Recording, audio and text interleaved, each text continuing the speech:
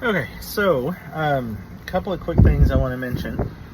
When you buy dock wax, okay, make sure that you buy quality dock wax, because if you're like me and try to get it off Amazon, very big possibility it's not gonna hold.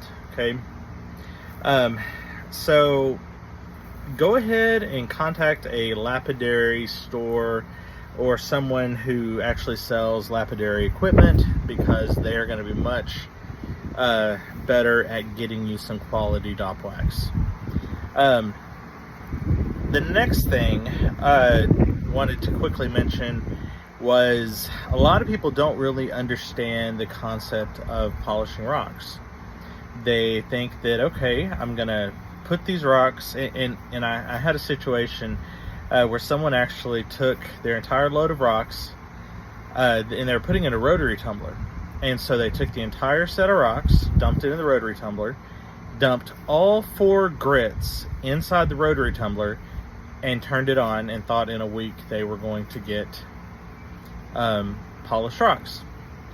So some people don't understand the concept of what we do when we polish rocks, especially when it comes to cabbing. You can see it probably in a much quicker sense than if you are doing rotary tumbling.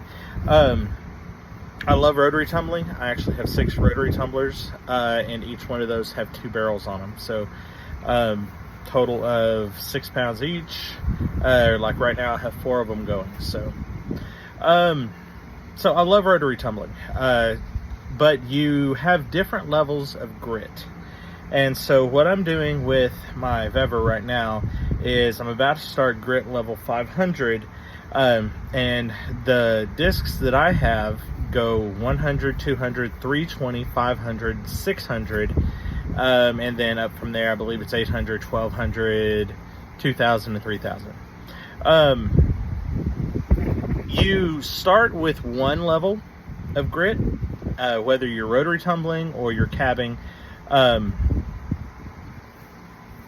You start with, if it's a cabbing machine that has wheels on it, each wheel has a different level of grit. For me, I'm using more of a flat lap setup, so it has wheels. God, my hair, it's been windy today and it's humid and my hair is crazy, so just disregard it. So you start out with the lowest grit, and if you know anything about grit, the lower the grit, the coarser it is. If you've ever gone into Lowe's or Home Depot, Harbor Freight, anywhere that sells sandpaper, even Walmart, and you felt of like a 60 grit sandpaper or a 200 grit sandpaper or a 1000 grit sandpaper, each level, the higher the number, the finer the grit is. And when you get to 3,000 or 10,000 or any higher than that, you're dealing with grit that is so fine that it feels like just a slick piece of paper almost. When we're talking about tumbling grit, typically we use for grit level 1 60 90, 60 to 90, which basically right now I have 80 grit, but that falls in that 60 to 90 range.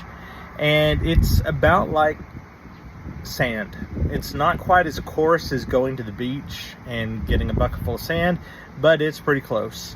And then the next level is going to be somewhere around 250. The next level in the 560 range. And then when you get to, well, you can get different grit levels at different ranges. When you get to the 3rd level, though, typically you have the pre-polish, which is going to be a higher, maybe 800 grit. Then the fourth level that most people use is 1200. Now I'm going to tell you, 1200 works, but it takes longer, because 1200, though it is a polish, it still takes it at least a week, sometimes a little bit longer, especially if you have a really hard material. If you decide to go online, you can find 8,000. 8,000 is a very high level grit, and it's very fine. It feels like flour almost. And then when you are using, if you decide to go with a very, very strong polish, which I actually have Micron 3 to 5, I believe is what it is, coming, and it is a 22,000 grit, and I will be using it my next level on the stones that I have tumbling. So I'll show you all that later whenever I go in sometime to change out waters and stuff. I just got all 6 tumblers, or all 4 tumblers that I'm using right now, technically 8 barrels.